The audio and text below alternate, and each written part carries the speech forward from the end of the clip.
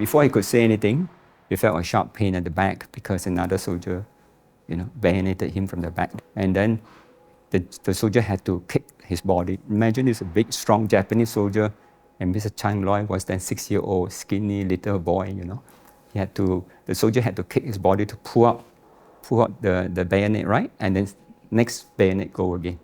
And so he fainted. It was too painful, he couldn't take it anymore. And when he recovered miraculously, and he discovered that he had suffered altogether five bayonet stabs. And one of which was so deep that it penetrated through his body, came from the back, but came out from the front, and missed his heart by just 1 cm. So lucky, so lucky. And when I interviewed him, I actually touched all his scars, and my hand was shaking because of the intensity of his emotion. And halfway through the interview, he broke down. Imagine a 91-year-old man, breaking down in front of you and crying non-stop. The interview with Mr. Chang Loi it's not just about recalling facts for him, but it's also reopening these deep mental, emotional, psychological scars that he has been keeping in this body for so many years, for 80 over years, The Japanese soldiers were always, looking for women, and they would rape them. So there was always a lookout for any boats that are arriving, and in case there are Japanese soldiers on board. So they would either have a gong or something to sound out the people. And then the women would always go right up to the ceiling and stay up there. And when it was all clear, then they would come down. 飞机啊，一来，你快点走！较尾我老爸讲，较紧带囡仔走美国在防空路，我就卖去，我就看卖去，我就看日本去了，我就讲爸爸啊，那个给你日本去啊，伊讲唔是啦，是欧洲兵咧，伊讲，用当者吼，真侪查某去强奸，叫靠袂靠好，所以我就讲，你看。你听到无？都查某了叫。I've interviewed so many of them, especially for the women. My mother is one of them. They are so afraid of going to Japanese sushi restaurant. When my children, they love to go to a sushi party or that for birthday, Japanese restaurant. My mother refused to step in, not because they hated the Japanese, but because of her fear. After almost 80 years, she still fear in her heart, because Japanese restaurants, some of them still hang the Nippon flag there, The moment she saw the flag, I can see her trembling, Terrible, That means the nightmare is still seared deep into her consciousness. 日本仔到过，讲话打到我家脚，我唔敢叮当咧，惊死我。唔是你美邦草内面咯，伊就抓到当树内面，枝个，伊个枝个。也接出来，我惊个死。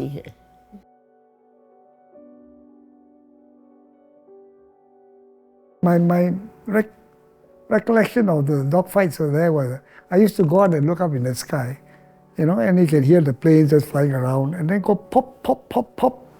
And that, not as though it was such a loud explosion or anything, I didn't feel frightened at all. But before the end of the war happened, the Japanese decided, because my grandfather's place there has such a huge garden and so forth, and they were digging a trench near our place. And so there were hundreds of young Japanese soldiers who were in the garden of our home every day. They were also very playful young soldiers. They would piggyback us, and race around the place and all that. And of course, they didn't know who we were, They stationed some Japanese troop there, but of course they are very friendly. So I was told that I was very cute, quite chubby, and then the Japanese soldier liked to carry me around. So those were the young soldiers, who were actually quite friendly, which was ironic. 我呱呱吵了，嘿嘿，他讲啊是不要走，出去，我快点走走去，我的爸爸骂我，就是啊，好早那种走在床里面，你怕不怕死？我哪里知道，不照盲打然后砍了，完了再去这个我惊的，我靠边，嘿，一个出去，我靠边走。And so the Japanese have this, shonan times. Straits times become shonan times, and sakura supplement to reach out to the children. And they also highly encourage the children especially to attend Japanese classes. And my father attended the classes while he was only 12 years old, and I remember him telling me that, when you have good attendance, they will reward you. The Japanese will give you half a gantang of rice, and rice is a very precious commodity you would imagine during the war, right? And they even, sometimes when you behave well, they even give you some Japanese biscuits, and it's a great treat during the war for kids, you know what I mean? They also learn some basic phrases like Ohayo gozaimasu. But boys are boys. At 12, 13 years old, they can be very naughty. So instead of saying Ohayo, some of my father's classmates would pronounce it as Ohayo gosok my ass. So after a few months, he got really sick of the Japanese classes, despite the free biscuits and half gantang of rice. So he opted out. He went back to farming, because farming, at least, you could fill your stomach, You see, even in a war, as I say, there are some dark humor. How boys, sometimes they make light of the situation. It's part of the survival tactics, you see. Yeah. So in a way, it shows how little boys, how they navigate the war. Those were happy days for us children, because we could go to the beach and listen. But every time I launched with the Japanese soldiers coming in, we all had to go and hide.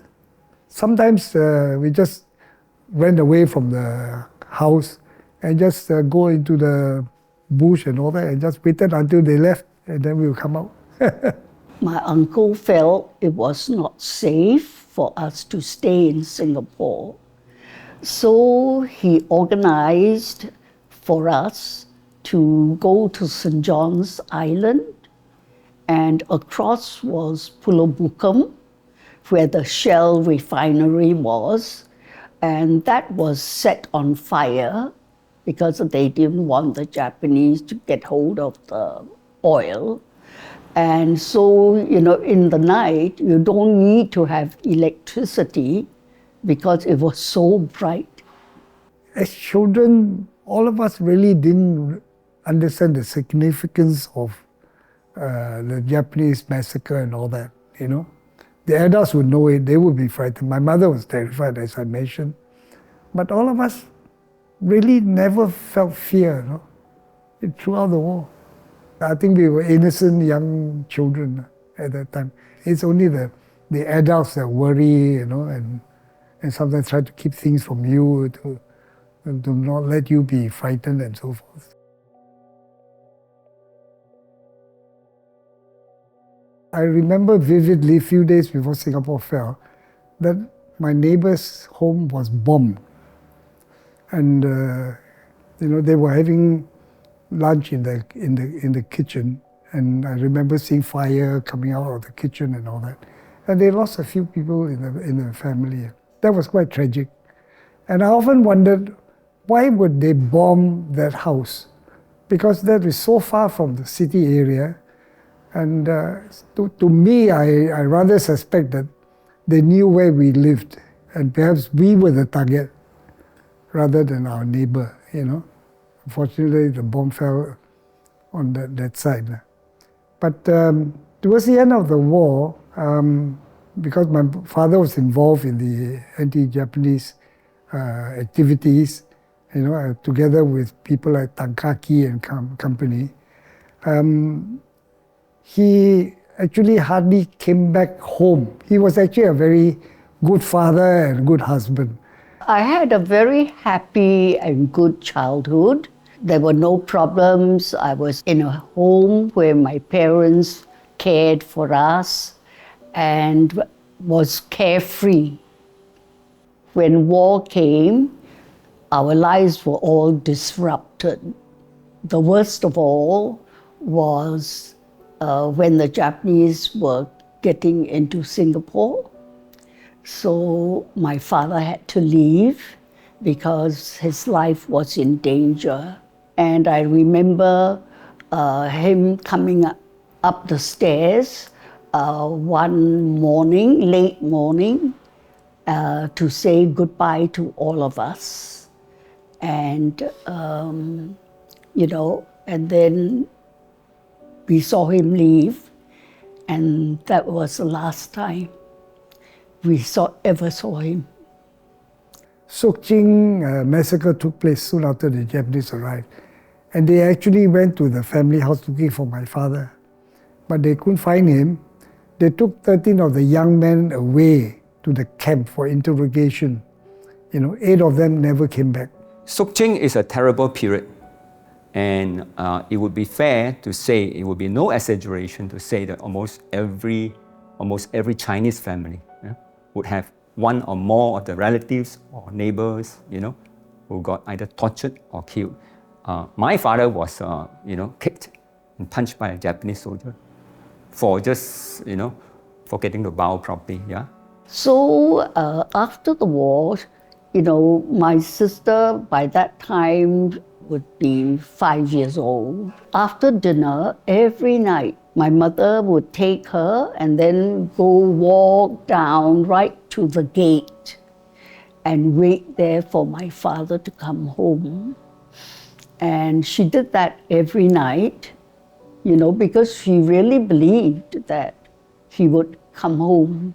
Then one day, Canon Adams from St. Andrew's School came with some of the Force 136, like Tan Chong Ti and some others, to the family house to tell my mother about what happened to my father.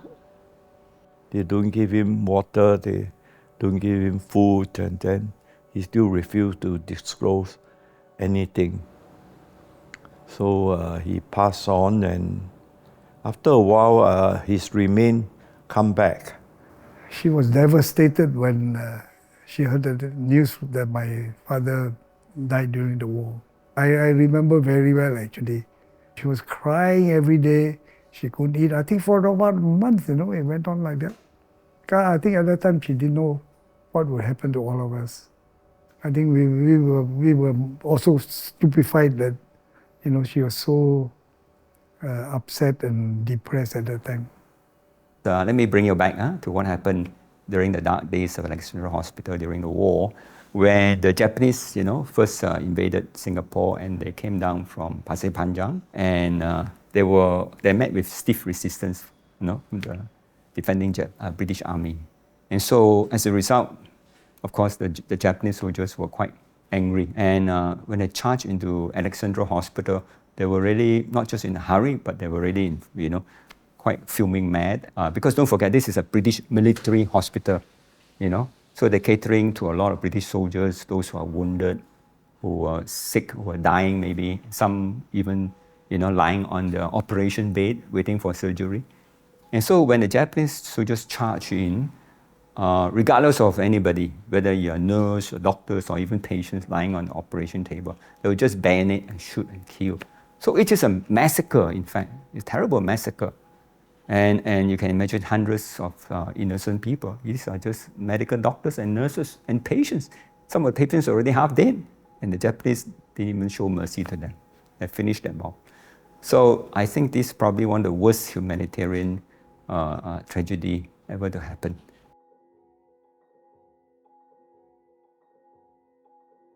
I remember during lunch, Captain Ho was telling me he was operating in the northern China area, Wuhan, Hangzhou, Shanghai, And then one day he told me he was flying, there were bombers have to be flying in formation, They're protected by fighters, But then you see they had to contend with the anti-aircraft from the ground and also Japanese fighters, which are very deadly, the Zero fighters, Mitsubishi Zero.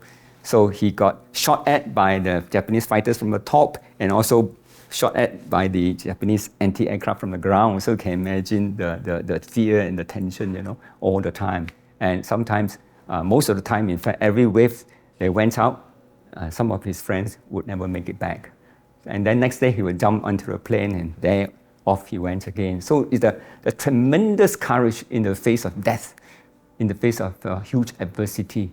They managed to soldier on and carry on until the end. So we saluted all these war heroes. Unknown to many people, Singaporeans actually put up a very brave fight. And even Lee Kuan Yew acknowledged before.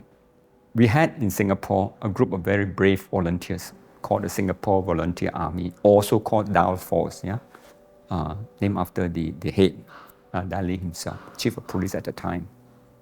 But sadly, they were given only 1-2 weeks of very basic military training and very poorly equipped. But nevertheless, despite all these constraints, the Singapore volunteer force or Dao force put up a really good show, especially in the Lim Chu Kang and Choa Chu Kang area, as far as to the Bukit Timah Road when the Japanese were advancing down.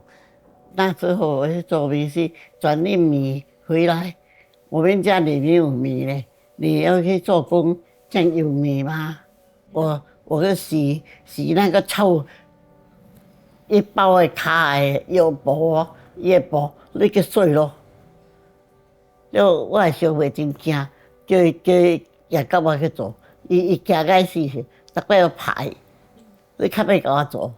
咱个换米嘛吼，你也无去做，都有米通食，吼对无 Because my mother was the only one to see to our needs and everything. I was the eldest. And so I had to help her as much as I could. And post-war, I had to be responsible of where my siblings are concerned.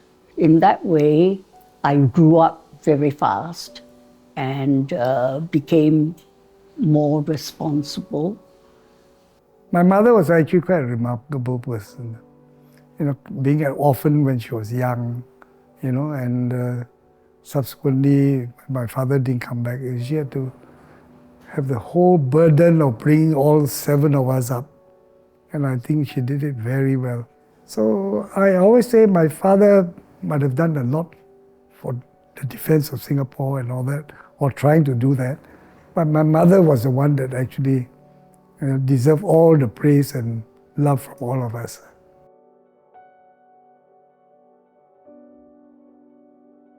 War did happen to Singapore, so don't take peace for granted. If a war were to break out, you have to really fight for your freedom. 通通好吗？现在有供应有水啊，那时候没有嘞，要水井灌水去来食，我都有水，有的吃，有的睡觉，什么都好。现在好了，现在好命了，你看。There have been quite a lot of stories about my father and the war and so forth. So the young people would know about it. But I think they need to be reminded. We have been at peace for so many years that we tend to forget that history can repeat itself. So this is a message to our youngsters to really appreciate the peace and harmony, especially multiracial Singapore, but also be mindful, and to realize that there's a price, a very important price to pay, the price of peace.